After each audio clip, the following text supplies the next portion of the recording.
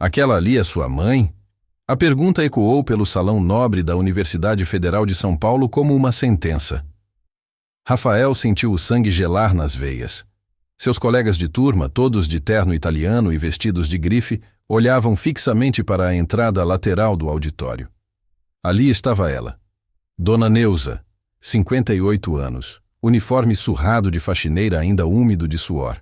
Chinelos de dedo remendados com durex, sacola plástica de supermercado servindo como bolsa. É, sim, e daí?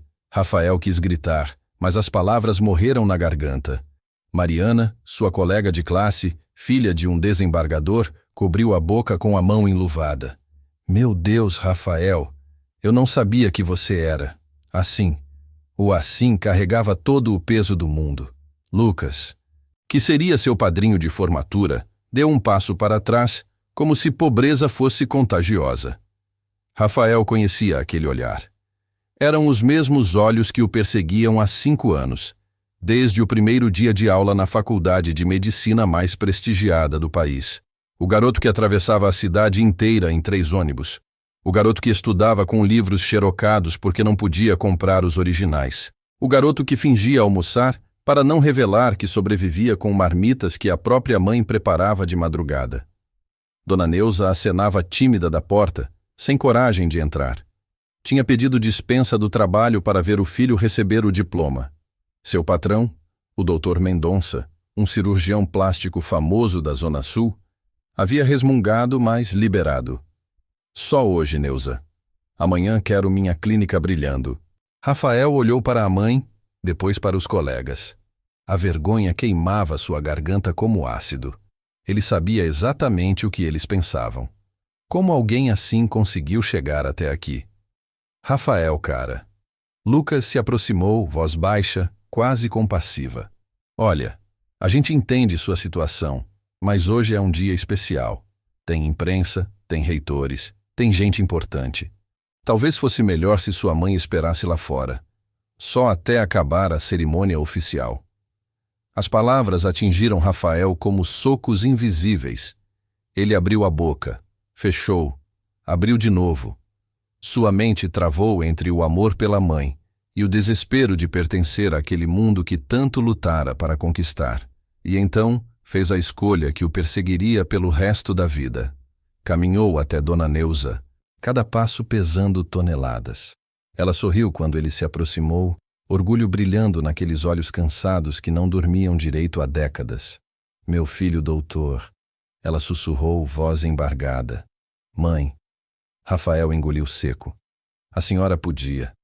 Podia esperar lá no pátio externo? É que aqui dentro vai ficar muito cheio e...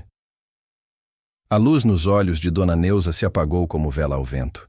Ela entendeu. Sempre entendia tudo, mesmo quando Rafael não dizia nada. Claro, filho. Claro. Eu espero onde você quiser. Ela apertou a mão dele, aquelas mãos calejadas que lavaram milhares de chãos para pagar seus estudos. Você merece seu dia especial. Dona Neuza se virou para sair, mas parou.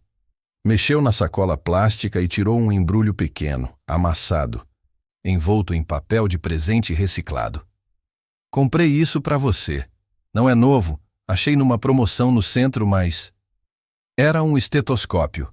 Simples, nada comparado aos modelos eletrônicos que seus colegas tinham, mas carregava o peso de meses de salário economizado centavo por centavo. Rafael pegou o presente com mãos trêmulas. Quando olhou para cima, sua mãe já caminhava para fora, coluna curvada pelo tempo e pela dor que ele acabara de causar. Patético, murmurou alguém atrás dele. A cerimônia começou. Rafael recebeu seu diploma com honras máximas, o melhor aluno da turma em neurocirurgia. Os aplausos foram educados, distantes. Quando mencionaram que ele fora aceito como residente no Hospital das Clínicas, ninguém pareceu impressionado.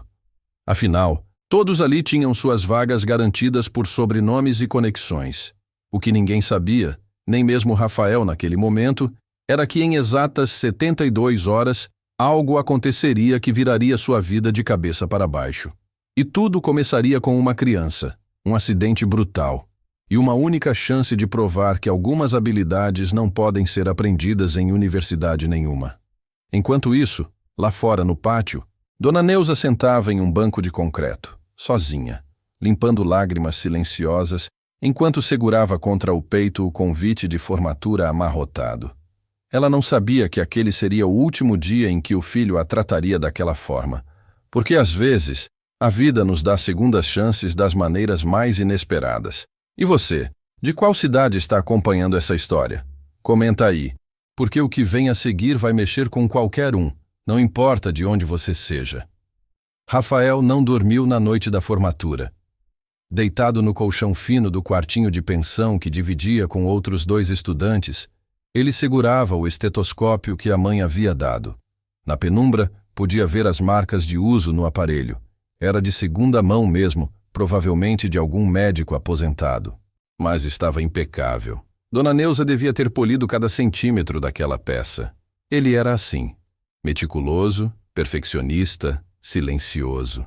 Características que herdara da mãe, que limpava casas alheias com a mesma precisão cirúrgica que ele agora aplicava aos estudos. Rafael sempre fora o fantasma da turma, presente, mas invisível. Enquanto seus colegas discutiam viagens para a Europa e carros importados, ele memorizava a anatomia. Enquanto festejavam em bares caros, ele fazia plantões de madrugada como enfermeiro auxiliar para complementar a bolsa. Ninguém realmente o conhecia. Nem sabiam que ele tinha uma memória fotográfica incomum, capaz de recordar cada detalhe de qualquer procedimento que visse uma única vez. Nem sabiam que passara os últimos 4 anos assistindo cirurgias complexas em seus turnos de trabalho, absorvendo técnicas como esponja. O celular antigo vibrou na mesinha de cabeceira. Era uma mensagem da doutora Helena Carvalho, chefe da residência de neurocirurgia. Relatório do primeiro dia às 6 horas. Não se atrase. Rafael olhou o relógio. 3h47 da manhã. Levantou-se em silêncio para não acordar os colegas de quarto. No banheiro coletivo, lavou o rosto com água fria e encarou o espelho. Olhos fundos de quem dormia 4 horas por noite há anos. Barba por fazer. Jaleco branco passado pela mãe, único que possuía. Você conseguiu, Rafael. Sussurrou para o reflexo. Você é médico agora. Mas a imagem de Dona Neuza saindo sozinha da formatura não o abandonava. No Hospital das Clínicas, a atmosfera era diferente da universidade. Ali não importava sobrenome, importava competência. Ou pelo menos era o que Rafael tentava acreditar. Você é o Rafael Oliveira? A voz era grave, impaciente. Dr. Augusto Mendonça, um dos neurocirurgiões mais respeitados do país, o observava com olhos críticos. Alto, porte atlético, cabelos grisalhos perfeitamente penteados. Aos 55 anos, era uma lenda viva. O prodígio acadêmico que tirou nota máxima em todas as provas? Sim, senhor. Nota máxima não opera pacientes. Mendonça caminhou ao redor dele como predador avaliando presa. Aqui você vai aprender que teoria é uma coisa, e salvar vidas é outra completamente diferente. Vejo alunos como você todo ano. Acham que sabem tudo porque decoraram livros. Rafael permaneceu calado. Conhecia aquele jogo. Era sempre assim. Precisava provar seu valor 10 vezes mais que qualquer outro. Seu primeiro plantão é hoje à noite. 12 horas seguidas. Espero que esteja preparado. Mendonça já se afastava quando parou, como se lembrasse de algo. Ah, e Rafael?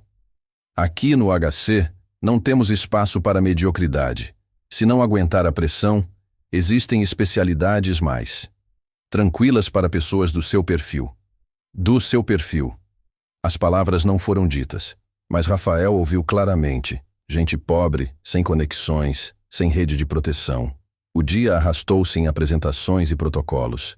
Rafael conheceu os outros 5 residentes do programa.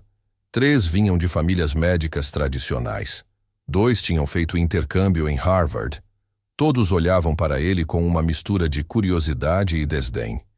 Ouvi dizer que você trabalhava como auxiliar de enfermagem, comentou Fernanda, uma residente loira de olhos azuis, filha do diretor do hospital particular mais caro da cidade. Que interessante. Deve ter visto muita coisa. O tom era doce, mas o veneno estava lá. Vi. Rafael respondeu simplesmente. Bem, espero que observar seja suficiente, porque aqui é diferente de... Onde você vem? Ela sorriu e se afastou, deixando um rastro de perfume francês caro. Rafael cerrou os punhos dentro dos bolsos do jaleco. Tinha 27 anos, 8 a mais que a maioria dos colegas que puderam se dedicar exclusivamente aos estudos. Cada rugas de cansaço em seu rosto contava uma história de sacrifício que eles jamais entenderiam. Às 18 horas, quando o turno da noite começou, Rafael estava em seu posto na ala de emergência neurológica. O movimento era intenso. Pacientes de todo o estado chegavam ali em busca de tratamento. Ele observava tudo com atenção sobrenatural, gravando cada procedimento, cada decisão, cada nuance. Foi quando ouviu o barulho de sirene se aproximando. Trauma craniano grave, gritou a paramédica pulando da ambulância. Acidente de moto. Masculino, 34 anos, inconsciente, Glasgow, 4. Rafael sentiu o estômago apertar quando viu o paciente ser carregado às pressas. Mas não era o ferimento que o chocou. Era o rosto do homem na maca. Douglas, seu colega de quarto na pensão. O estudante de engenharia que dividia as contas de luz com ele. O cara que emprestava dinheiro quando Rafael não tinha para comer. E pelos sinais vitais que Rafael conseguia ler mesmo à distância, Douglas tinha no máximo 2 horas de vida. A menos que alguém fizesse algo extraordinário. Afastem! Dr. Mendonça surgia correndo pelo corredor já vestindo luvas cirúrgicas. Olhou para a tomografia que acabara de chegar. Seu rosto empalideceu. Hematoma subdural bilateral com desvio de linha média. Precisamos operar agora. Mas então ele olhou para o relógio e praguejou. A equipe cirúrgica completa só chega em 40 minutos. Ele não tem 40 minutos. Foi nesse momento que Rafael deu um passo à frente. Eu posso ajudar. Todos olharam para ele como se tivesse enlouquecido. Dr. Mendonça estreitou os olhos. Você é residente de 1º ano, garoto. Nunca operou na vida. Rafael segurou firme o estetoscópio no pescoço. O presente da mãe. Eu sei. Mas ele é meu amigo. E vai morrer se ninguém fizer nada agora. O silêncio que se seguiu foi pesado como chumbo. E então algo no olhar de Rafael fez Dr. Mendonça hesitar. Havia algo ali. Algo que ele não conseguia identificar. Uma calma. Uma certeza. Como se aquele jovem residente soubesse exatamente o que fazer. O que era impossível. Não era? Você tem 3 minutos para me convencer de que não vai matar meu paciente. Dr. Mendonça cruzou os braços, bloqueando a entrada do centro cirúrgico. Ao redor, enfermeiros e residentes observavam a cena com um misto de choque e curiosidade mórbida.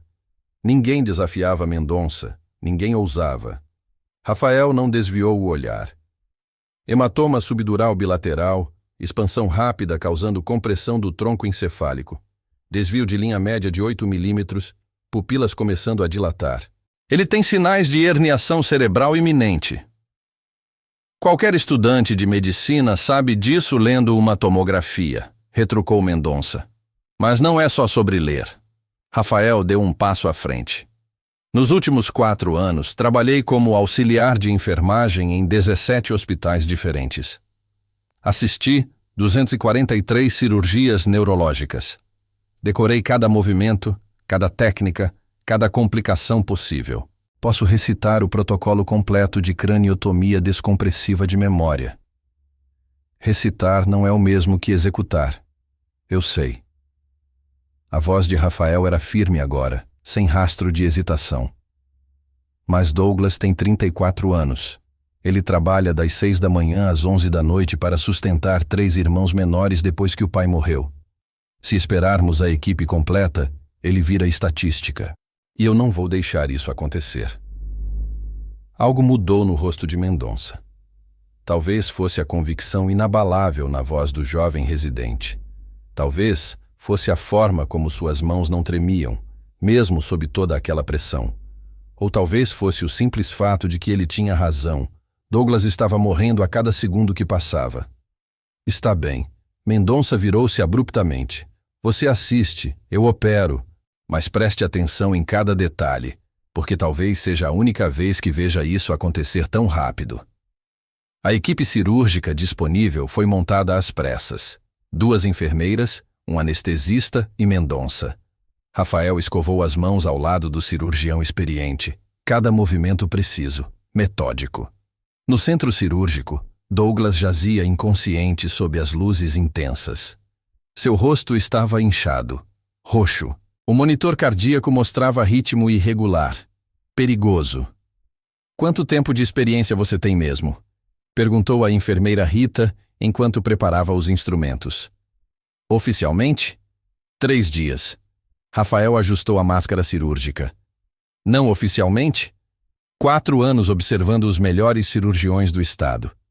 Rita e Mendonça trocaram olhares. Mas não havia tempo para debates. A cirurgia começou. Mendonça fez a primeira incisão com precisão milimétrica. Rafael observava cada movimento com intensidade sobrenatural, sua mente fotografando cada detalhe. A forma como o bisturi cortava o couro cabeludo, o ângulo exato da craniotomia, a delicadeza ao retrair os tecidos. "Afastador", Mendonça pediu, e Rafael antecipou, colocando o instrumento em sua mão antes mesmo da enfermeira reagir. Mendonça ergueu uma sobrancelha. Rápido. Quando a dura mater foi exposta, o hematoma era maior do que a tomografia mostrara. Sangue escuro coagulado pressionava o cérebro com força brutal. "Droga", Mendonça murmurou. "É mais extenso. Vamos precisar aspirar com extremo cuidado para não lesionar o córtex." Mas então suas mãos hesitaram. Por uma fração de segundo, tão breve que quase ninguém notou. Exceto Rafael. Ele conhecia aquele olhar. Era o mesmo que vira em outros cirurgiões nos últimos anos, sempre no mesmo ponto crítico. O momento em que a confiança vacila, quando um único movimento errado pode significar morte ou dano cerebral permanente. Aspiração em ângulo de 23 graus, movimento circular anti-horário, pressão constante mas não agressiva. Rafael sussurrou, quase para si mesmo. Começar pela região temporal, trabalhar em direção ao parietal, evitar área de Broca. Mendonça olhou para ele, surpreso. "Como você?" Vi o Dr. Augusto Ferreira fazer esse exato procedimento no Hospital São Paulo. 3 vezes. 2 foram sucesso. Uma terminou em paralisia porque ele apressou a aspiração na zona frontal. Por um momento, o tempo parou. Mendonça estudou o rosto de Rafael, tentando decifrar o jovem residente que citava técnicas avançadas com a familiaridade de quem operava há décadas. "Você tem mãos firmes?" Mendonça perguntou abruptamente. "Sim, senhor." "Então segure este afastador. Exatamente neste ângulo. Se mudar 1 milímetro pode causar sangramento catastrófico." Rafael assumiu a posição. Seus dedos encontraram o encaixe perfeito, mantendo pressão constante, mas delicada. Mendonça trabalhou com velocidade renovada, aspirando o hematoma com precisão cirúrgica. 15 minutos. 30. 45. O monitor cardíaco começou a estabilizar. A pressão intracraniana baixou. Douglas ainda estava vivo. "Está respondendo bem", comentou o anestesista aliviado. Mas então o pior aconteceu. Um vaso sanguíneo rompeu. Sangue arterial jorrou com pressão, obscurecendo o campo operatório em segundos. Alerta máximo. "Sangramento ativo! Preciso de clipagem vascular agora!" Mendonça estendeu a mão. A enfermeira congelou por meio segundo. Tempo suficiente para ser fatal. Mas Rafael já havia antecipado. Sua mão voou para a bandeja de instrumentos. Pegou o clipe vascular micro específico, não o comum, mas o modelo reforçado ideal para artérias temporais, e colocou na mão de Mendonça com precisão perfeita. Mendonça clipou o vaso em um movimento. O sangramento cessou. Silêncio tenso. Apenas o bip do monitor cardíaco ecoando na sala. "Como você sabia qual clipe eu precisava?" Mendonça perguntou, voz baixa, enquanto suturava meticulosamente. Rafael não respondeu imediatamente. Estava observando a sutura, notando algo que ninguém mais tinha percebido. "Doutor Mendonça, ele disse calmamente. 3 centímetros à esquerda. Há outro pequeno sangramento venoso começando. Mendonça olhou. Rafael estava certo. Um pequeno gotejamento que em 10 minutos se transformaria em novo hematoma. Cauterização. Mendonça instruiu. E Rafael antecipou novamente o instrumento certo. Quando a cirurgia finalmente terminou, 3 horas haviam passado. Douglas estava estável, vivo, com prognóstico positivo. Fora do centro cirúrgico, Mendonça arrancou as luvas e encarou Rafael com olhos diferentes. Não havia mais desdém. Havia perguntas. Quem diabos é você? Ele perguntou baixo. E não me venha com essa história de que apenas observou cirurgias. Suas mãos se moveram como se já tivessem feito isso 1000 vezes. Rafael encontrou o olhar dele. Por um momento pareceu que iria revelar algo importante, mas então apenas disse: Sou só um residente tentando não deixar as pessoas morrerem, doutor. Mendonça estreitou os olhos. Você me lembra alguém.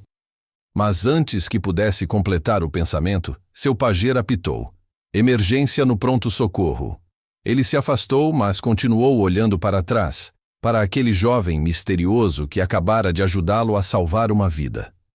Rafael permaneceu parado no corredor vazio, estetoscópio pendurado no pescoço, e pela primeira vez em muito tempo, sentiu algo que não sentia há anos. Propósito, mas também medo, porque quanto mais ele se destacava, mais perguntas surgiam. E algumas respostas eram dolorosas demais para serem reveladas. Douglas acordou 3 dias depois.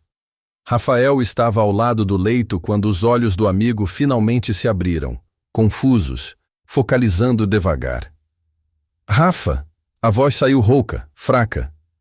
Fica quieto. Você sofreu um acidente grave. Rafael checou os sinais vitais com mãos trêmulas.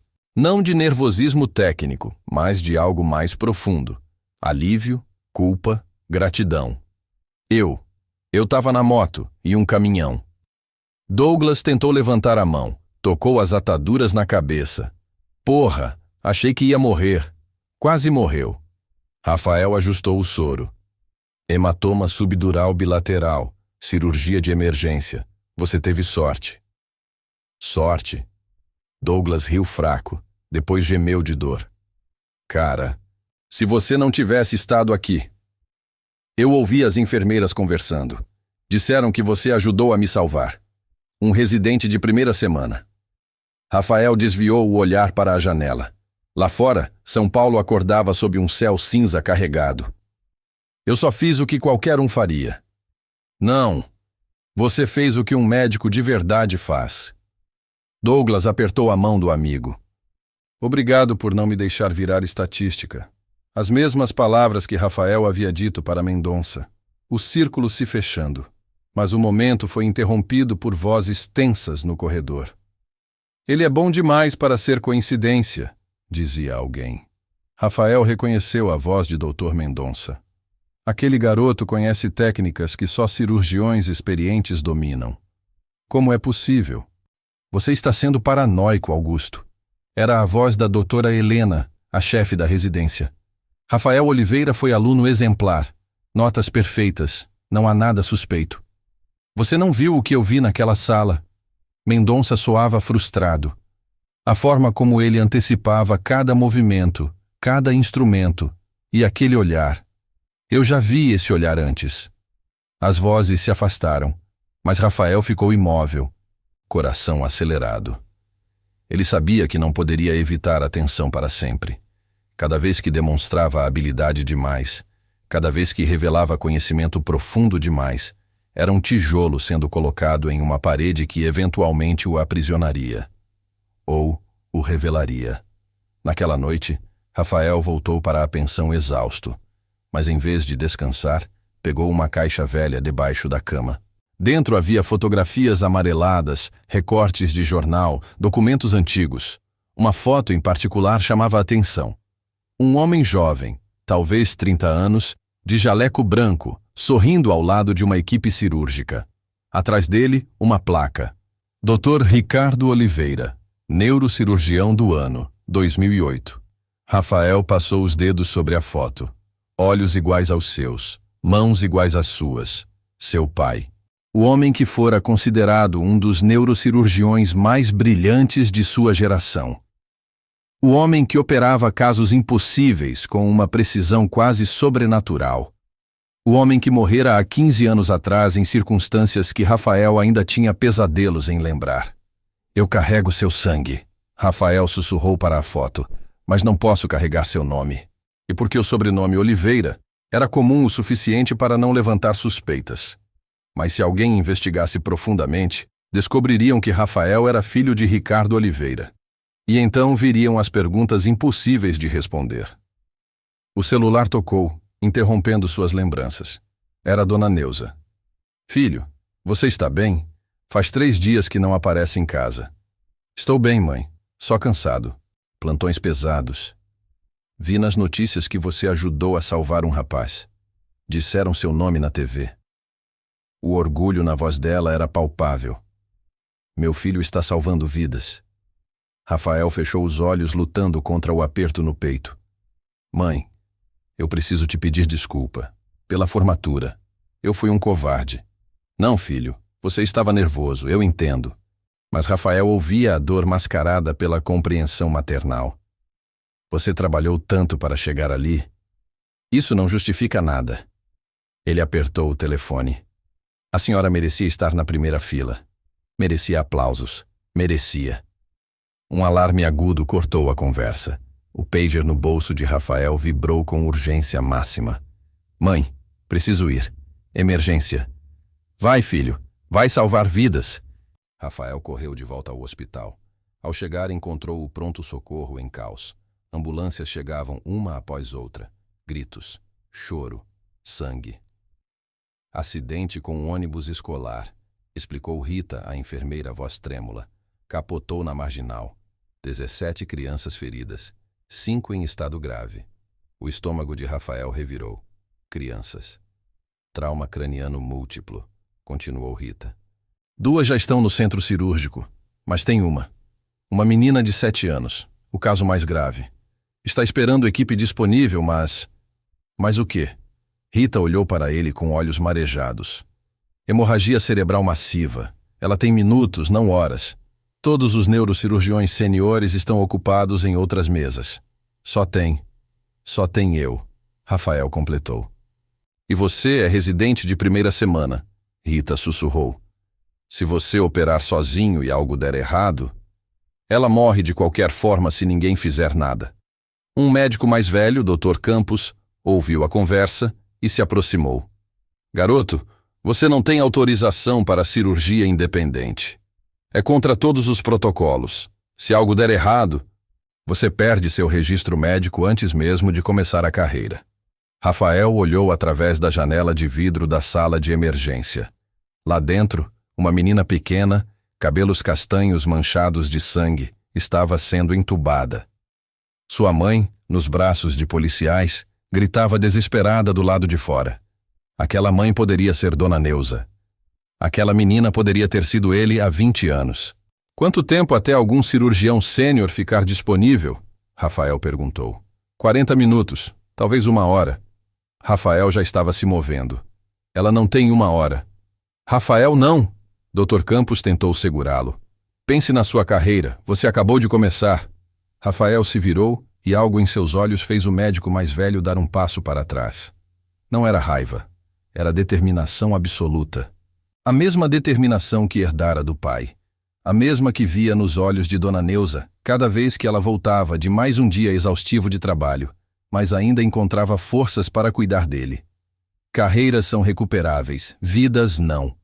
Ele entrou na sala de emergência. A menina tinha o rosto inchado, respiração errática. O monitor mostrava a pressão intracraniana perigosamente alta. Meu bebê. Minha Sofia! A mãe tentava entrar, mas os seguranças a impediam. Por favor, salvem minha filha. Ela é tudo que eu tenho. Rafael parou. Virou-se lentamente para a mulher. Ela era jovem, talvez 30 anos.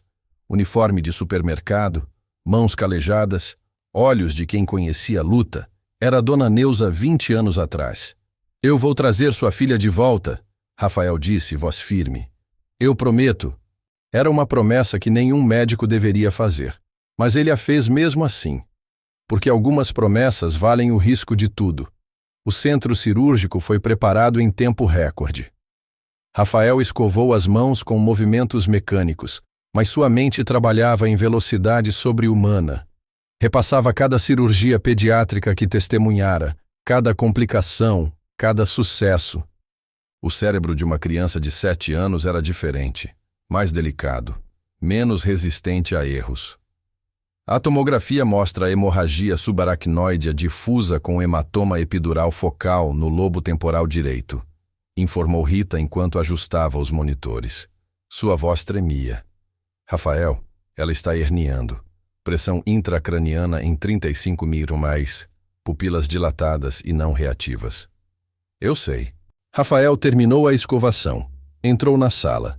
Sofia estava minúscula na mesa cirúrgica, cercada de equipamentos que pareciam engolir seu corpo pequeno. Vamos começar. Sem supervisão sênior, Rita não escondia a preocupação.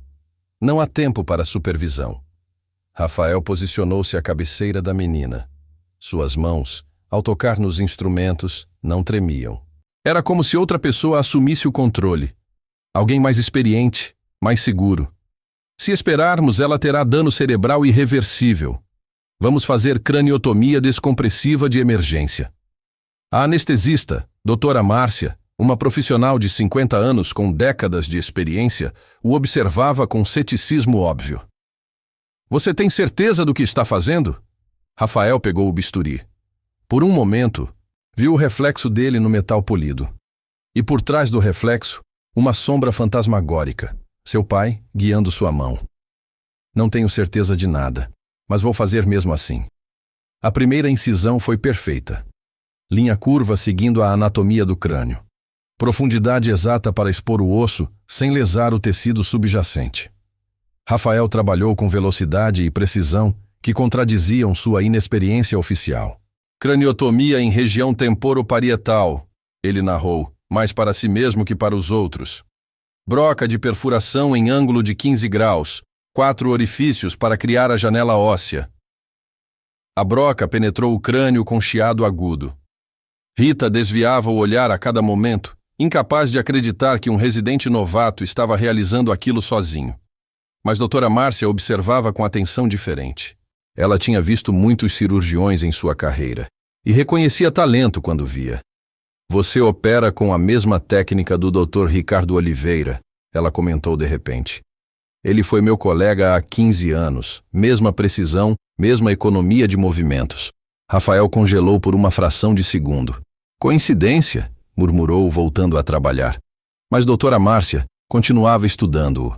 Ricardo tinha um jeito único de segurar o bisturi. Rotação de pulso de 23 graus. Você faz exatamente igual.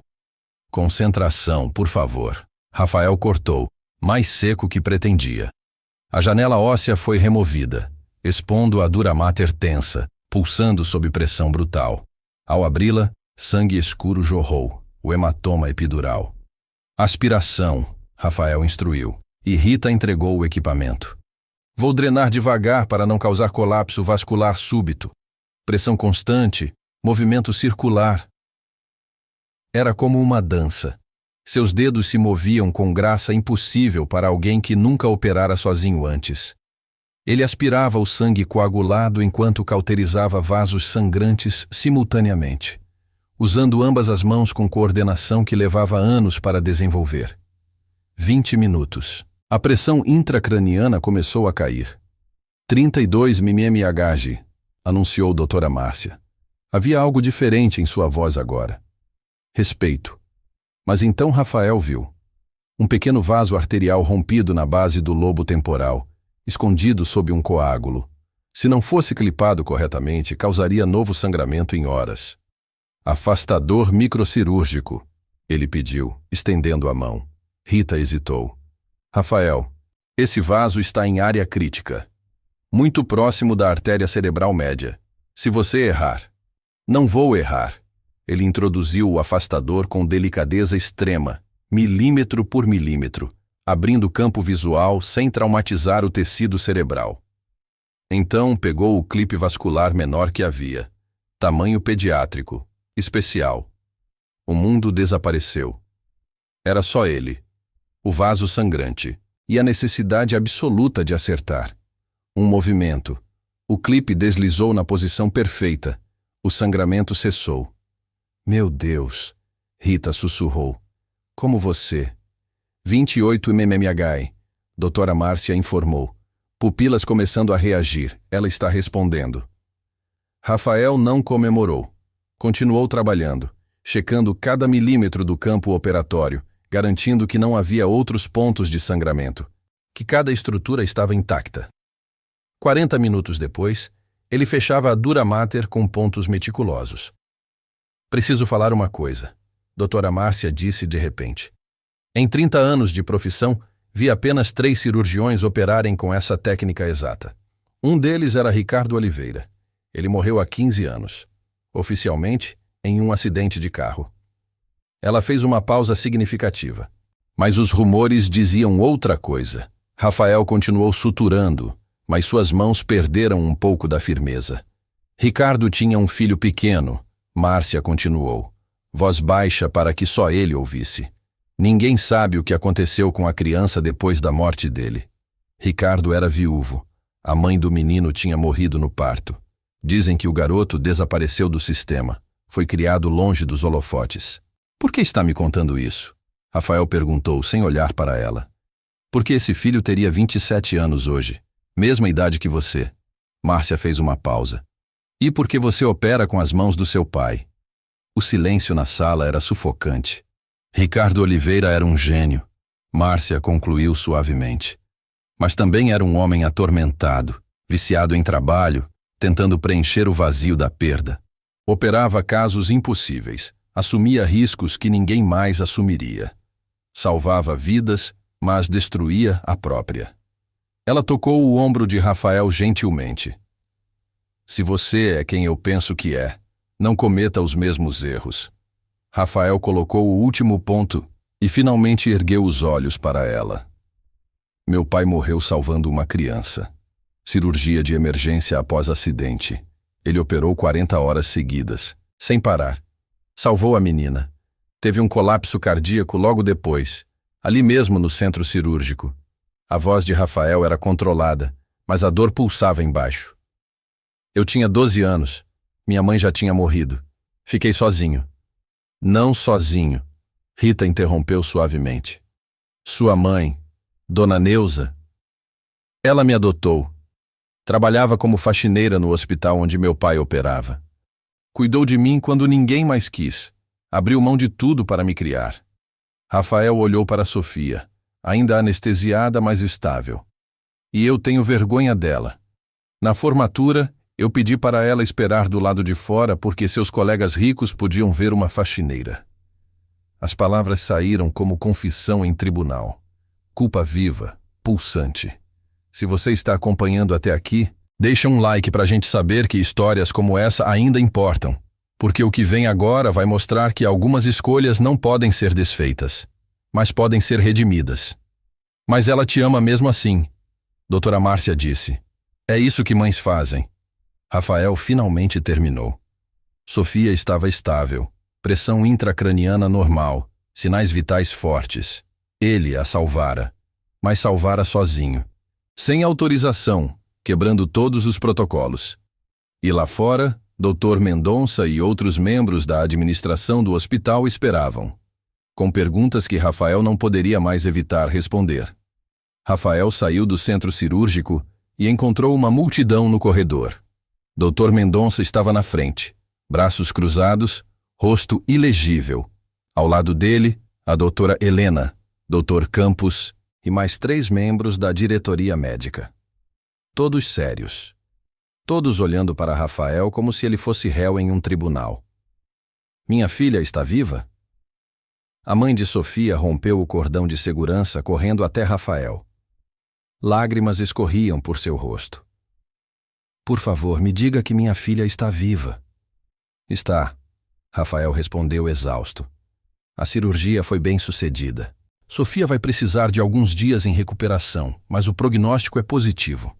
A mulher desabou nos braços dele, soluçando. Obrigada, obrigada, obrigada. Ela repetia como um mantra, agarrada ao jaleco dele, mas Rafael olhava por cima da cabeça dela para Mendonça. O cirurgião experiente não demonstrava emoção, nem raiva, nem aprovação. Apenas observava com aqueles olhos penetrantes que pareciam ler cada segredo. Quando a mãe de Sofia foi finalmente levada por enfermeiras para ver a filha na recuperação, Dr. Mendonça se aproximou. Minha sala, agora. Não era um pedido. O escritório do chefe de neurocirurgia ficava no 6º andar, com vista para toda a cidade de São Paulo. Paredes cobertas de diplomas, certificados, fotos com personalidades. Uma vida inteira de realizações médicas documentada ali. Rafael entrou e permaneceu em pé, coluna ereta, mesmo com cada músculo do corpo gritando de cansaço. Mendonça sentou-se atrás da mesa, entrelaçou os dedos e ficou em silêncio por longos 30 segundos. Depois, finalmente falou. Você acabou de realizar uma craniotomia descompressiva de emergência em uma criança de 7 anos, sozinho, sem supervisão, no seu 5º dia de residência. Cada palavra era precisa, medida. Você tem ideia da gravidade do que fez? Tenho. Poderia ter matado aquela criança. Poderia ter causado dano cerebral irreversível. Poderia ter destruído sua carreira médica antes mesmo de começar. Poderia, Rafael concordou. Mas não aconteceu nada disso. Não. Mendonça bateu a mão na mesa, fazendo canetas pularem. Era a primeira vez que Rafael o via perder a compostura. Você teve sorte, sorte absurda. Nenhum residente de 1º ano tem habilidade para... Eu não sou nenhum residente de 1º ano. Rafael interrompeu, voz baixa, mas firme. Silêncio pesado caiu sobre a sala. Mendonça se recostou na cadeira, olhos estreitados. Explique. Rafael sabia que esse momento chegaria. Parte dele até sentia alívio de que finalmente estava acontecendo. Carregar segredos pesava como chumbo. Meu nome é Rafael Oliveira, ele começou. Mas pouquíssimas pessoas sabem que sou filho de Ricardo Oliveira. Mendonça ficou imóvel. Ricardo Oliveira, o neurocirurgião. Sim. O homem morreu há 15 anos. Você teria 12 anos quando ele faleceu.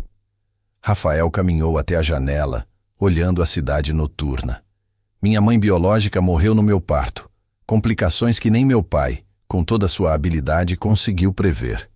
Acho que ele nunca se perdoou por isso.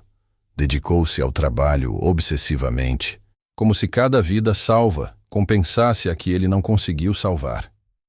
Eu conhecia Ricardo. Mendonça disse suavemente. Operamos juntos algumas vezes. Ele era extraordinário, mas atormentado. Ele trabalhava até colapsar. Dormia no hospital. Eu o via talvez 2 horas por semana.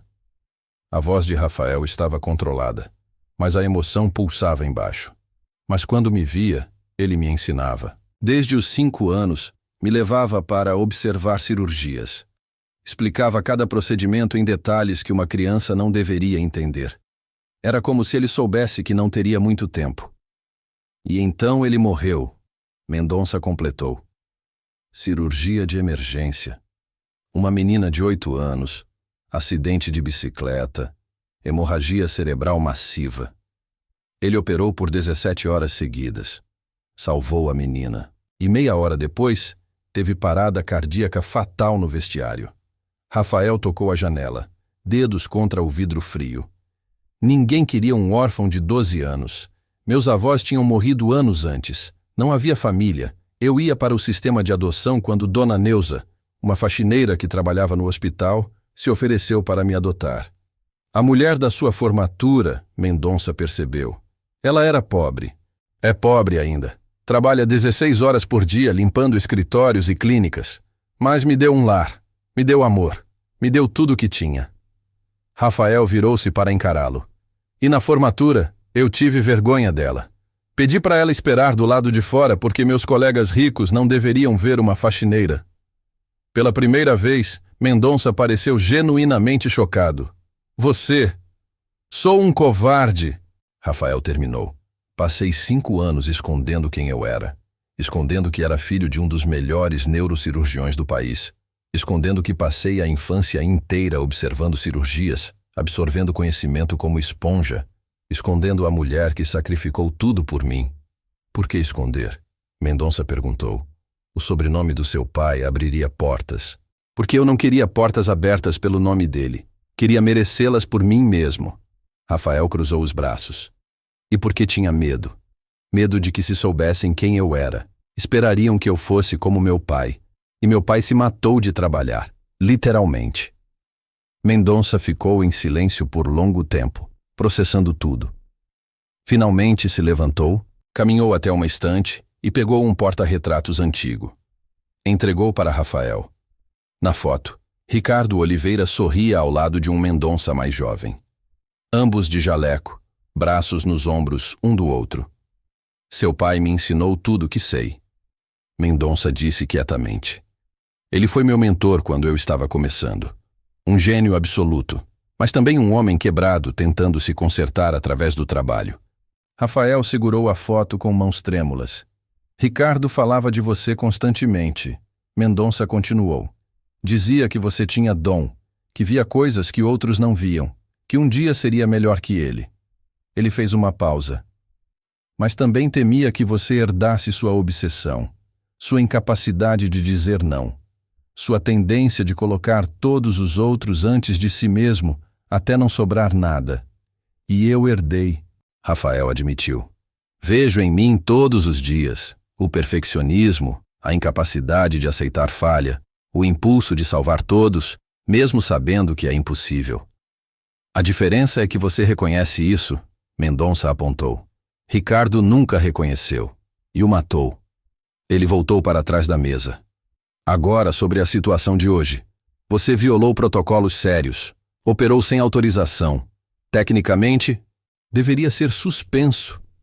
O coração de Rafael acelerou. Mas, Mendonça continuou. Você também salvou a vida de uma criança que morreria se esperasse mais 15 minutos e o fez com habilidade que rivaliza cirurgiões com 15 anos de experiência. Ele entrelaçou os dedos. Então aqui está o que vai acontecer. Oficialmente você receberá a advertência formal. Seu prontuário terá uma marca de quebra de protocolo. Rafael assentiu, aceitando. Não oficialmente, Mendonça continuou. Você será transferido para o meu programa especial. Cirurgias complexas, casos impossíveis, plantões de trauma. Vou te treinar pessoalmente, como seu pai fez comigo. Rafael piscou, incrédulo. Por quê? Porque talento como o seu não pode ser desperdiçado. E por que eu devo isso ao Ricardo? Mendonça estendeu a mão. Mas tem uma condição. Qual? Você traz sua mãe para o hospital amanhã. A apresenta para toda a equipe e nunca mais tem vergonha dela. A voz de Mendonça era firme como aço. Ela merece o mesmo respeito que qualquer um aqui. Provavelmente mais, considerando o que fez por você. As palavras acertaram Rafael como socos. Lágrimas surgiram, inesperadas, incontroláveis. Ela está limpando escritórios agora mesmo, ele sussurrou.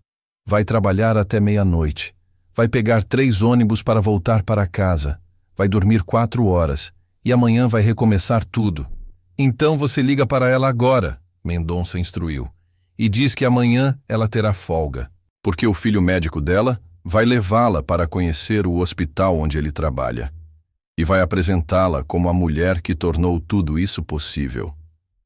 Rafael não conseguiu segurar mais. Desabou na cadeira, rosto nas mãos, corpo sacudindo com soluços que guardava há anos. E pela primeira vez desde a formatura, ligou para Dona Neuza. Alô, Rafael? A voz de Dona Neuza soava preocupada. Filho, são quase 11 da noite. Aconteceu alguma coisa? Rafael limpou as lágrimas, tentando controlar a voz. Mãe, eu preciso te contar uma coisa. Você está chorando? O pânico imediato na voz dela partiu o coração de Rafael. Você está bem? Foi demitido? Aconteceu alguma coisa grave? Não, mãe. Não é nada disso. Ele respirou fundo. Eu fiz uma cirurgia hoje. Salvei uma menina de 7 anos.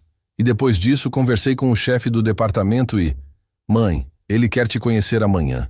Quer que você venha ao hospital para eu te apresentar oficialmente. Silêncio do outro lado da linha. Mãe, filho, eu não preciso ir lá. Você não precisa fazer isso por obrigação. Eu sei que na formatura você ficou constrangido, mas eu entendo, Não. Rafael interrompeu firme. Você não entende. Eu estava errado. Completamente, absurdamente errado. E eu vou passar o resto da minha vida compensando aquele dia. Começando amanhã. Por favor, mãe, venha ao hospital. Deixe eu te mostrar para o mundo inteiro quem é a mulher que me fez ser quem sou. Dona Neuza começou a chorar do outro lado. Meu filho médico. Ah, seu filho que é médico por causa da senhora, Rafael corrigiu. Amanhã, 9 da manhã, vou te buscar. E mãe? Sim? Use seu melhor vestido, porque amanhã você não vai ser a faxineira, vai ser a mãe do Dr. Rafael Oliveira.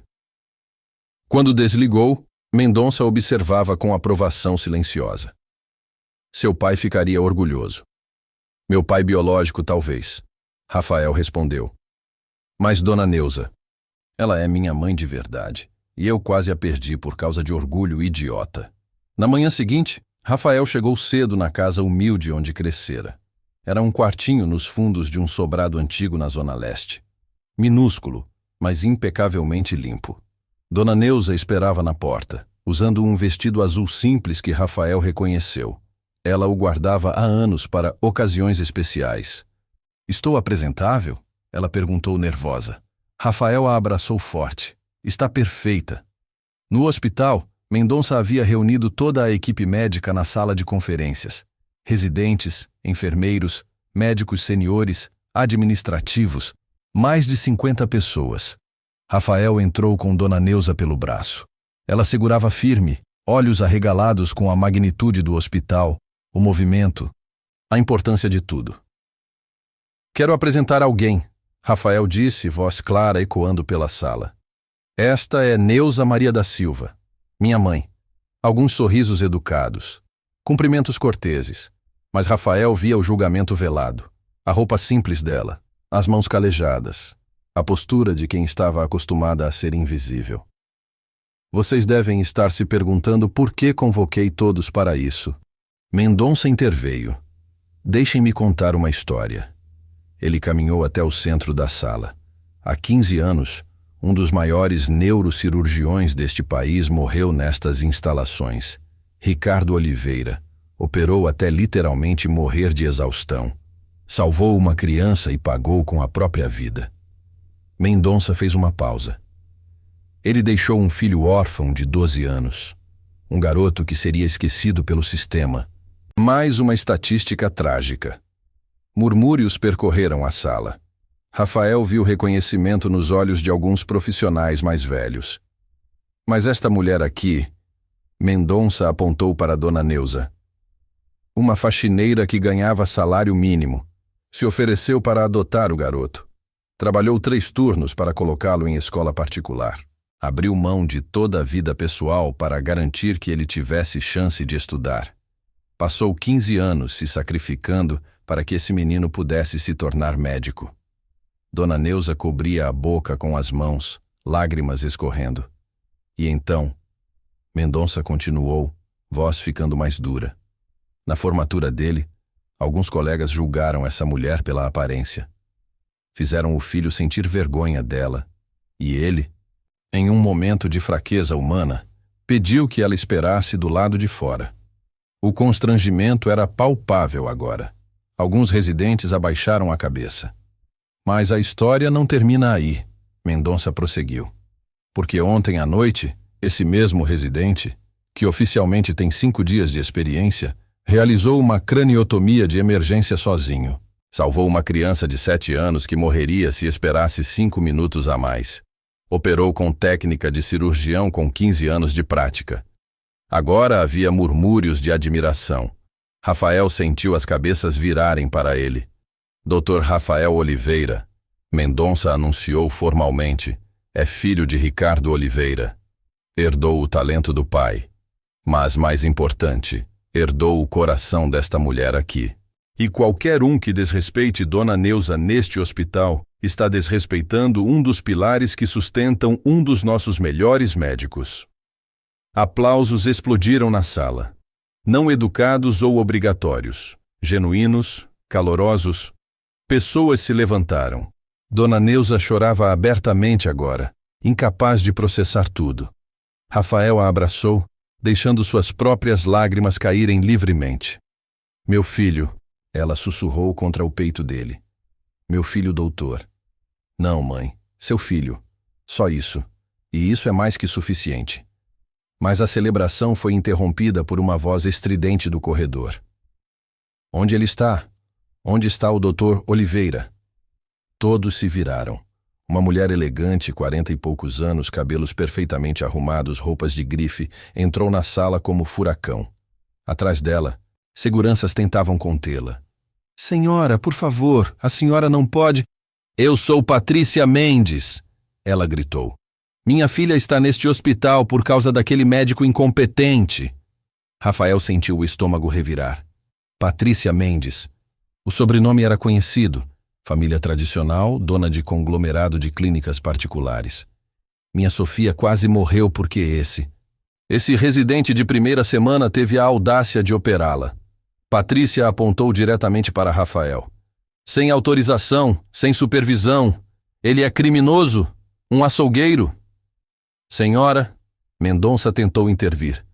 Sua filha está viva graças ao Dr. Rafael. Viva! Viva! Patrícia riu histericamente. Ela está em coma, não acorda. E vocês querem que eu agradeça? Rafael ficou paralisado. O quê? Não. Eu deixei Sofia estável. O prognóstico era positivo. Ela deveria nada. Patrícia puxou o celular, mostrou uma foto. Sofia na UTI, entubada, conectada a dezenas de máquinas, inerte. Minha filha está destruída. E eu vou processar este hospital, este médico incompetente e todos vocês. O mundo de Rafael desabou. Impossível. Ele checara cada detalhe, cada ponto. Não havia como. Eu fiz tudo certo, ele sussurrou. Eu salvei ela. Você destruiu ela. Patrícia avançou, mas seguranças a seguraram. E eu vou garantir que você nunca mais toque em outro paciente. Vou acabar com sua carreira antes mesmo dela começar. Ela foi arrastada para fora, mas seu eco continuava. Rafael olhou para as mãos. As mesmas mãos que há poucas horas eram celebradas. Agora potencialmente instrumentos de destruição. Não, ele murmurou. Não, não, não. Mendonça já estava em movimento. Sala de emergência. Agora. Quero tomografia completa de Sofia. Algo está errado. Mas enquanto corriam pelos corredores, Rafael sentia o peso do legado paterno esmagando-o. Seu pai havia morrido salvando uma criança. Rafael poderia ter matado uma. E a diferença entre herói e assassino era tênue como fio de bisturi. A UTI pediátrica estava em alerta máximo. Rafael entrou correndo. Mendonça e uma equipe completa atrás dele. Lá estava Sofia, imóvel na cama. Monitores mostrando sinais vitais estáveis, mas consciência ausente. Glasgow, 3. Coma profundo. Quando ela parou de responder, Mendonça perguntou à enfermeira de plantão. Há cerca de 3 horas. Estava acordando bem, respondendo a estímulos, pupilas reativas. De repente, deterioração neurológica rápida. Voltou ao coma em 15 minutos. Rafael já estava estudando os monitores, as últimas tomografias. Seu cérebro trabalhava em velocidade máxima, repassando cada momento da cirurgia. Não faz sentido, ele murmurou. Eu chequei tudo, cada vaso, cada ponto. Não havia. E então viu, nas imagens mais recentes, um pequeno acúmulo de fluido, quase imperceptível, na base do lobo temporal, exatamente onde ele operara. Hidroma, ele sussurrou. Acúmulo de líquido cefalorraquidiano. Mendonça olhou as imagens. Pequeno demais para causar esse nível de deterioração. A menos que esteja pressionando estrutura crítica. Rafael ampliou a imagem. Seus dedos tremiam. Ali. Está comprimindo o tronco cerebral. Mínima pressão. mas na localização exata para causar perda de consciência. Como não vimos isso antes? Doutora Márcia perguntou. Por que não estava lá antes? Rafael virou-se para Mendonça. Foi progressivo, minha sutura na dura mater. Deve ter um ponto de vazamento microscópico. Líquido vazando gradualmente, acumulando. A culpa bateu como maremoto. Eu causei isso. Minha técnica estava imperfeita. Para. Mendonça segurou o ombro dele com firmeza. Hidromas pós-cirúrgicos acontecem em 3% dos casos, mesmo com cirurgiões experientes. Não é erro, é complicação possível. Mas eu deveria ter previsto, deveria ter. Você não é Deus, Mendonça cortou. É médico, e médicos lidam com complicações. A pergunta é, pode consertar? Rafael olhou para Sofia, 7 anos. A mesma idade que ele tinha quando assistiu à primeira cirurgia do pai. Inocente, frágil, totalmente dependente de que ele fizesse tudo certo. Posso, ele respondeu. Drenagem guiada por ultrassom. Inserção de cateter para aspirar o hidroma sem abrir novamente o crânio. Procedimento minimamente invasivo. Você sabe fazer isso. Vi meu pai fazer 17 vezes. Rafael já estava se preparando. Nunca falhou. 20 minutos depois, Rafael estava posicionado à cabeceira de Sofia, equipamento de ultrassom ao lado. Suas mãos, que tremiam minutos atrás, agora estavam perfeitamente firmes. Era como se outra pessoa assumisse, não ele, mas a memória cristalina de todas as vezes que observara o pai fazer exatamente esse procedimento. Inserção em T3-T4, ângulo de 32 graus, profundidade de 2 centímetros. Ele narrou para a equipe. Guiado por ultrassom em tempo real. A agulha penetrou o couro cabeludo, navegou pelo tecido com precisão cirúrgica. Na tela do ultrassom, Rafael via cada milímetro do avanço. Alcançando o hidroma. Agora. Líquido claro começou a fluir pelo catéter. Lentamente, controladamente. Não rápido demais para causar colapso, não devagar demais para não aliviar a pressão. 5 minutos. 10. Pressão intracraniana normalizando, anunciou doutora Márcia. Glasgow subindo. 5. 7. Rafael continuava trabalhando, olhos fixos no ultrassom, mãos absolutamente estáveis. Hidroma 80% drenado. Vou fixar um dreno temporário para monitorar possível reacúmulo nas próximas 48 horas.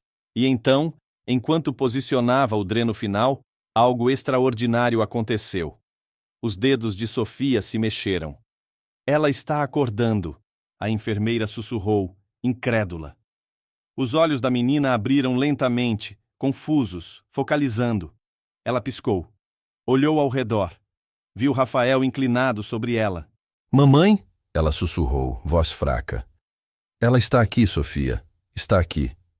Rafael sentiu lágrimas quentes escorrerem por trás da máscara cirúrgica. Você está segura. Vai ficar bem. A menina fechou os olhos novamente, mas dessa vez não era coma, era sono natural. Recuperação. Rafael recuou, tirou as luvas. Suas pernas quase cederam, mas Mendonça o segurou. Você fez. O cirurgião experiente disse baixinho. Você realmente fez. Mas Rafael não conseguia celebrar. Olhava para suas mãos, as mesmas mãos que haviam causado o problema, e depois o consertado. Meu pai operava até cair, ele disse de repente. Assumia casos impossíveis, nunca descansava, e no final, seu coração simplesmente parou. Ele olhou para Mendonça. Eu sou igual a ele. Vejo um paciente morrendo e não consigo dizer não. Mesmo sabendo que posso falhar. Mesmo sabendo que posso me destruir no processo. A diferença, Mendonça respondeu, é que você tem alguém que não o deixará se perder. Ele apontou para fora da sala de observação.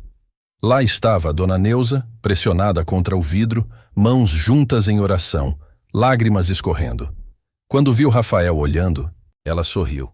Aquele sorriso que atravessara 15 anos de sacrifício. Rafael saiu da sala. Dona Neuza o abraçou imediatamente, não se importando com os protocolos de higiene, com os olhares, com nada. Você salvou ela de novo, ela sussurrou. Meu filho é um milagre. Não, mãe, você é o milagre. Rafael a apertou forte. Você sempre foi. Mas a porta da UTI se abriu novamente. Patrícia Mendes entrava, dessa vez mais calma, escoltada por Mendonça. Ela vira tudo através do vidro. Quando seus olhos encontraram Rafael, havia algo diferente ali. Não ódio, não raiva, reconhecimento. Você, ela começou, voz tremendo. Você é filho de Ricardo Oliveira? Rafael assentiu lentamente. Patrícia cobriu a boca. Lágrimas brotaram. Seu pai salvou minha vida quando eu tinha 10 anos. Tumor cerebral inoperável. Todos os médicos desistiram, exceto ele. Ela deu um passo à frente. Ele operou 6 horas seguidas, me salvou, e 25 anos depois o filho dele salvou minha filha. O círculo se fechou de forma impossível, poética. Eu estava apavorada, Patrícia continuou. Quando vi minha Sofia em coma, achei que tínhamos perdido ela. E a primeira coisa que fiz foi culpar você. Mas você não desistiu. Você voltou, consertou, como seu pai faria. Rafael não conseguiu responder. A emoção era demais. Patrícia estendeu a mão. Me perdoe. Por tudo que disse. Você é um médico extraordinário e um homem melhor ainda. Rafael apertou a mão dela. Não há nada para perdoar. Você é mãe. Faria qualquer coisa pela sua filha. Ele olhou para Dona Neuza. Eu entendo perfeitamente. Naquela noite, quando Rafael finalmente voltou para casa, encontrou uma caixa velha que não abria há anos. Dentro, todas as anotações médicas do pai. Diários de cirurgias, reflexões. Uma carta em particular chamou atenção. Era endereçada: para meu filho, quando você for médico. Com mãos trêmulas, Rafael abriu. Rafael, se você está lendo isso, significa que segui meu coração até onde ele me levou. Não me arrependo. Cada vida salva valeu cada hora de sono perdida. Mas tenho um pedido. Não cometa meu erro. Eu me perdi no trabalho porque não consegui lidar com a perda da sua mãe. Usei medicina como fuga. Morri salvando outros porque não soube como salvar a mim mesmo. Você herdará minhas mãos, minha habilidade, talvez até minha obsessão. Mas imploro, não herde minha solidão. Encontre alguém que te lembre que você é humano, alguém que te faça descansar, alguém que te ame não pelo médico brilhante, mas pelo homem imperfeito. E quando você salvar vidas, e vai salvar muitas, lembre-se que a primeira vida que precisa cuidar é a sua. Com amor eterno, seu pai. Rafael dobrou a carta cuidadosamente. Olhou para Dona Neuza dormindo na poltrona ao lado, exausta depois de um dia emocionalmente devastador, mas com um sorriso tranquilo no rosto. Ela sempre estivera lá, impedindo que ele se perdesse, sendo a âncora que seu pai nunca teve. E pela primeira vez em 15 anos, Rafael sentiu que talvez, apenas talvez, pudesse honrar o legado paterno sem se destruir no processo. Porque tinha algo que o pai nunca teve, uma segunda chance, e uma mãe que nunca o deixaria esquecer que salvar o mundo não significava nada se ele perdesse a si mesmo. 3 meses depois. Rafael caminhava pelo corredor do Hospital das Clínicas com um jaleco que finalmente parecia pertencer a ele. Não mais o residente inseguro. Agora um cirurgião em treinamento que ganhava respeito centímetro por centímetro. Doutor Oliveira, uma voz infantil o chamou. Ele se virou. Sofia corria em sua direção, cabelos castanhos balançando, sorriso largo. Completamente recuperada. Atrás dela, Patrícia a seguia, sorrindo também. Olha o que eu fiz. Sofia mostrou um desenho. Era Rafael com um jaleco branco e uma auréola sobre a cabeça. Você é meu anjo da guarda. Rafael se ajoelhou, ficando na altura dela. Você é uma artista incrível, Sofia. E sabe o que mais? Você é a menina mais corajosa que conheço. Mamãe disse que você me salvou 2 vezes. Eu ajudei. Mas quem realmente salvou você foi seu próprio corpo forte. Você é uma guerreira. Sofia o abraçou forte. Patrícia se aproximou, tocando o ombro de Rafael com carinho. Vim trazer uma novidade, ela disse. Minha família decidiu criar uma fundação.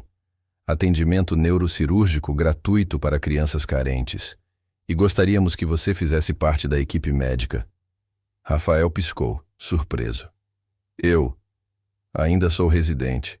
Mal posso operar sozinho na maioria dos casos. Por enquanto, Patrícia sorriu. Mas você será um dos melhores, assim como seu pai foi. E quando chegar lá, queremos que use seu talento para ajudar crianças cujas famílias não podem pagar tratamento particular. Era mais do que uma oferta, era propósito. Eu aceito, Rafael respondeu sem hesitar. Naquela semana, algo mais aconteceu. Mendonça o chamou novamente em sua sala. Tenho uma proposta, o cirurgião experiente disse. O programa de neurocirurgia pediátrica está precisando de alguém para desenvolver protocolos de treinamento para residentes, técnicas menos invasivas, procedimentos de emergência, decisões sob pressão. Você quer que eu desenvolva currículo? Rafael estava confuso. Mas eu mesmo estou aprendendo ainda. Exatamente por isso. Você lembra como é estar do outro lado. Você passou anos observando antes de colocar a mão na massa. Sua perspectiva é valiosa. Mendonça se recostou na cadeira. E tem outro motivo. Seu pai deixou centenas de anotações cirúrgicas, técnicas que ele desenvolveu, métodos únicos. Estão guardadas em algum arquivo empoeirado do hospital. Quero que você as resgate, digitalize, transforme em material de ensino. Rafael sentiu algo apertar no peito. O trabalho do meu pai ainda existe? Cada página, cada desenho, cada observação. Mendonça sorriu. Ricardo era obcecado por documentação. Dizia que conhecimento não compartilhado era conhecimento desperdiçado. Acho que ele gostaria que o filho continuasse esse legado.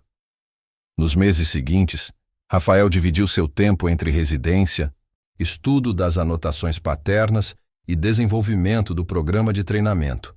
Mas o mais importante, passou a ir para casa. Jantava com Dona Neuza. Dormia 8 horas quando possível.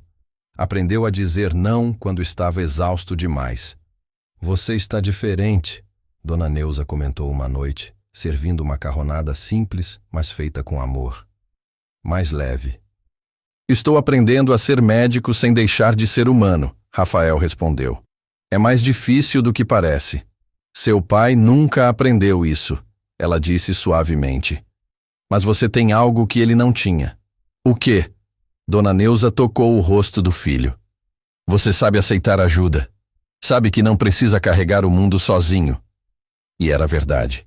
Rafael começou a delegar, a confiar em equipes, a entender que medicina era colaboração, não heroísmo solitário. Um dia, 6 meses após a cirurgia de Sofia, Rafael visitou o cemitério onde seu pai estava enterrado. Há anos não ia lá.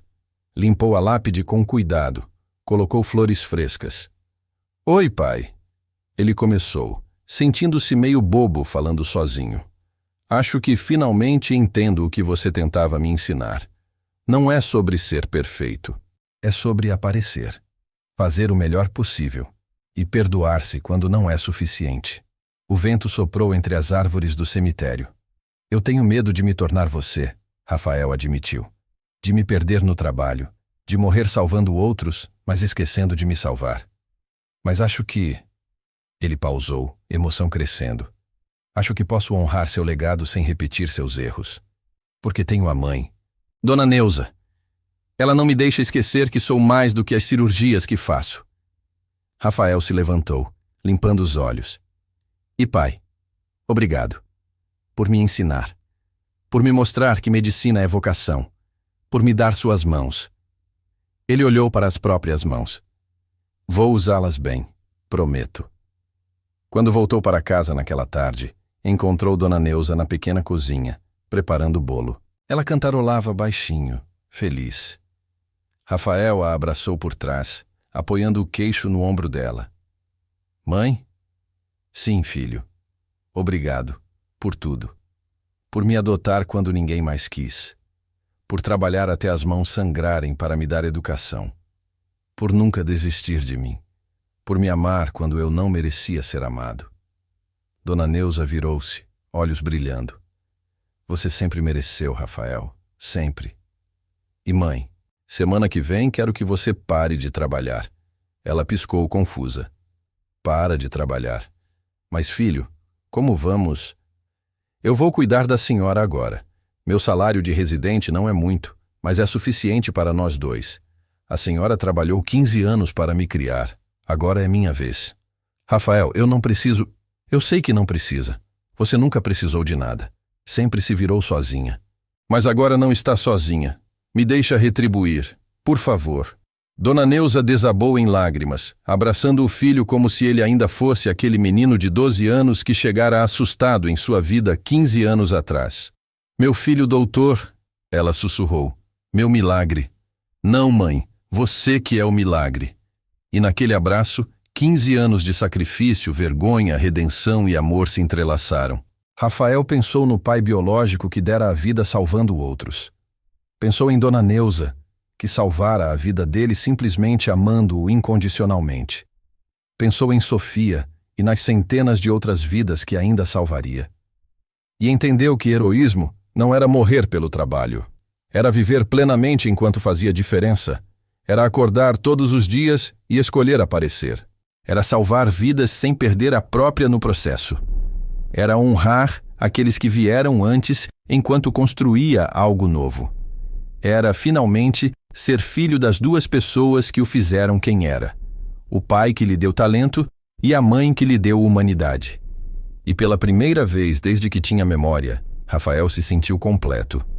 2 anos depois, o Centro de Neurocirurgia Pediátrica. Ricardo Oliveira foi inaugurado em uma manhã ensolarada de sábado. Não era um hospital gigantesco, mas uma clínica moderna construída em parceria entre a Fundação de Patrícia Mendes e o Hospital das Clínicas.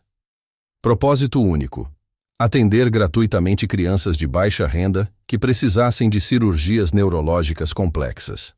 Rafael, agora com 29 anos e já cirurgião formado após residência acelerada por mérito excepcional, estava na entrada ao lado de Dona Neuza. Ela usava um vestido novo, comprado especialmente para a ocasião, e segurava o braço do filho com orgulho visível. Seu pai ficaria orgulhoso, ela sussurrou enquanto fotógrafos registravam o momento. Os dois ficariam, Rafael corrigiu, olhando para ela. Este centro existe por causa de vocês dois. A cerimônia de inauguração reuniu dezenas de pessoas. Mendonça estava lá, agora oficialmente mentor e amigo. Patrícia e Sofia, que aos 9 anos era uma menina radiante e saudável. Douglas, completamente recuperado, trabalhando como engenheiro e voluntário no centro. E pelo menos 20 crianças que Rafael operara nos últimos 2 anos, todas presentes com suas famílias. Quando meu pai morreu, Rafael começou seu discurso, voz firme ecoando no auditório improvisado. Eu tinha 12 anos e não entendia por que ele trabalhava tanto, por que abria mão de estar comigo para salvar estranhos. Parecia injusto, egoísta até. Ele fez uma pausa, olhando para Dona Neuza na primeira fila. E então uma mulher que não tinha obrigação nenhuma comigo decidiu me adotar.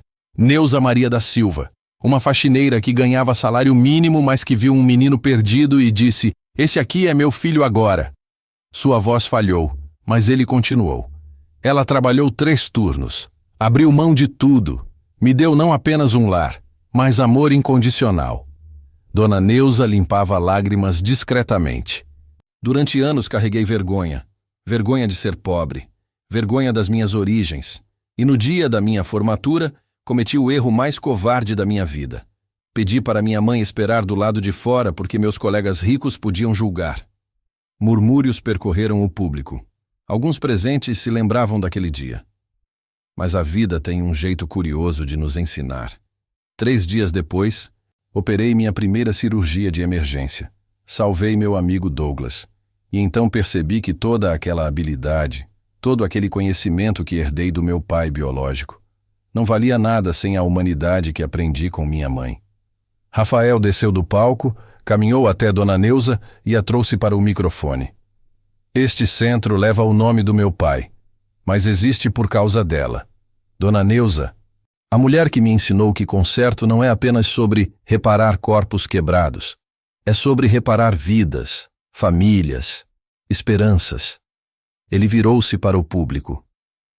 Quantos de vocês aqui cresceram sendo invisíveis, sendo julgados pela roupa que vestiam, pelo endereço onde moravam, pelo trabalho que seus pais faziam?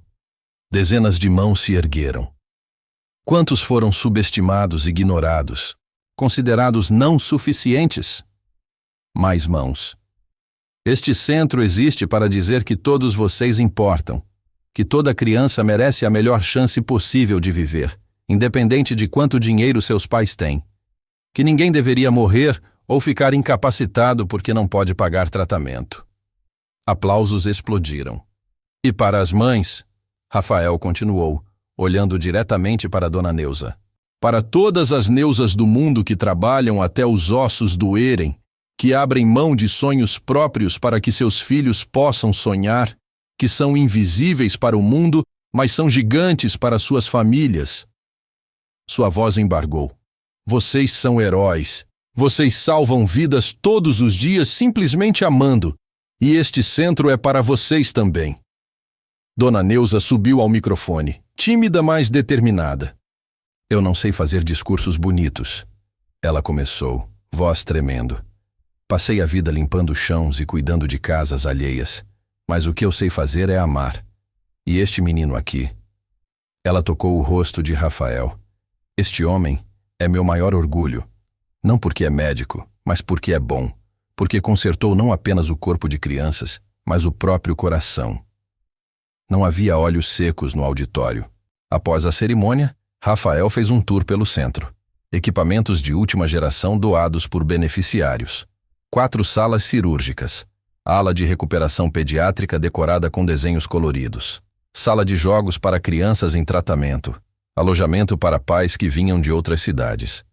É perfeito, murmurou doutora Márcia, que aceitara liderar a equipe de anestesia do centro. É um começo, Rafael corrigiu. O objetivo é replicar esse modelo em outras cidades. São Paulo é só o primeiro. E então, em sua nova sala, simples mas funcional, Rafael pendurou 3 fotos na parede. A primeira, seu pai biológico, Ricardo Oliveira, em jaleco branco, sorrindo após cirurgia bem-sucedida. A segunda, Dona Neuza, em seu uniforme de faxineira, abraçando um Rafael de 12 anos no dia da adoção. A terceira, ele mesmo com Sofia, Douglas e todas as crianças que operara, uma grande foto em grupo tirada minutos atrás. Passado, presente, futuro, entrelaçados. Naquela noite, Rafael e Dona Neuza voltaram para a casa nova, pequena mas confortável, comprada com o salário de cirurgião. Ela não precisava mais trabalhar 3 turnos. Tinha tempo para cuidar de um jardim, ler livros, viver. Filho, ela disse enquanto tomava um chá na cozinha simples. Você realizou o sonho do seu pai. Não, Rafael corrigiu suavemente. Realizei o sonho de consertar o erro que meu pai cometeu. Ele salvava vidas, mas perdia a própria. Eu quero salvar vidas sem me perder. Quero estar aqui para você. Quero ter equilíbrio. Quero que este centro opere sem que ninguém tenha que se matar de trabalhar. Você é mais sábio que ele, Dona Neuza sorriu. Sou mais amado, Rafael respondeu. Faz toda a diferença. E era verdade. O centro funcionaria com equipes rotativas. Ninguém trabalharia até colapsar. Haveria psicólogos para os médicos, suporte para as famílias, estrutura para que salvar vidas não custasse vidas. Semanas depois, Rafael operou sua 100ª cirurgia pediátrica. Uma menina de 5 anos, tumor cerebral complexo. 8 horas de procedimento. Sucesso total. Quando saiu do centro cirúrgico, exausto mas satisfeito, encontrou a mãe da menina esperando. Ela era parecida fisicamente com Dona Neuza. Mãos calejadas, roupa simples, olhos cansados mas cheios de esperança. Doutor, ela disse segurando as mãos dele. Obrigada. Obrigada por não olhar para mim e ver apenas uma pobre. Por ver minha filha. Por tratá-la como se fosse sua própria família. Rafael apertou as mãos dela de volta. Ela é família. Todas essas crianças são. E toda mãe que traz seu filho aqui me lembra a mulher que me salvou quando eu estava perdido. Aquela noite, sozinho em seu escritório, Rafael escreveu em seu diário, hábito que adotara do pai. Hoje entendi completamente. Consertar não é apenas sobre reparar o que está quebrado. É sobre transformar dor em propósito, trauma em missão, perda em legado. Meu pai me deu mãos de cirurgião. Minha mãe me deu coração de humano. Juntos, me tornaram alguém que pode fazer diferença sem se destruir no processo. E talvez seja esse o verdadeiro significado de honrar aqueles que vieram antes. Não repetir seus erros, mas elevar seus acertos. Não morrer pelos mesmos motivos, mas viver com o mesmo propósito. Toda criança que opero é minha segunda chance de consertar o que não pude consertar aos 12 anos. A solidão do meu pai, a pobreza da minha mãe, a invisibilidade dos esquecidos. E cada cirurgia bem-sucedida é uma promessa cumprida. Ninguém será invisível aqui. Ninguém será considerado insuficiente. Toda vida importa. Todo sonho merece chance. Este é meu legado. Não apenas técnica cirúrgica herdada, mas compaixão aprendida. Não apenas consertar corpos, mas restaurar esperança. Porque no final, todos nós estamos quebrados de alguma forma. Todos precisamos de conserto. E se eu aprendi algo nesses anos é que o melhor remédio não vem de bisturis ou medicamentos. Vem de alguém que olha para você e diz, você importa, eu não vou desistir de você. Vamos consertar isso juntos, como minha mãe fez por mim. Como farei por cada criança que cruzar a porta deste centro. Porque conserto é sobre segundas chances, e todos merecem uma. Rafael fechou o diário. Olhou pela janela para a cidade que dormia lá fora. Milhares de vidas, milhares de histórias, milhares de oportunidades de fazer diferença. E pela primeira vez, desde que se entendia por gente, não sentiu o peso do legado paterno esmagando-o. Sentiu asas. Porque finalmente entendera que honrar os mortos não era morrer como eles. Era viver melhor. Era transformar dor herdada em esperança construída. Era ser filho de 2 mundos e construir ponte entre eles. Era olhar para trás com gratidão, para frente com propósito e para dentro com paz. E enquanto a cidade dormia, Rafael sorriu. Porque amanhã chegaria com novas cirurgias, novos desafios, novas vidas para salvar. E ele estaria pronto. Não como o filho assombrado pelo fantasma do pai, mas como o homem completo, formado por todos que o amaram. Como o cirurgião que consertava corpos. E o filho que aprendeu que o maior conserto de todos era reparar o próprio coração.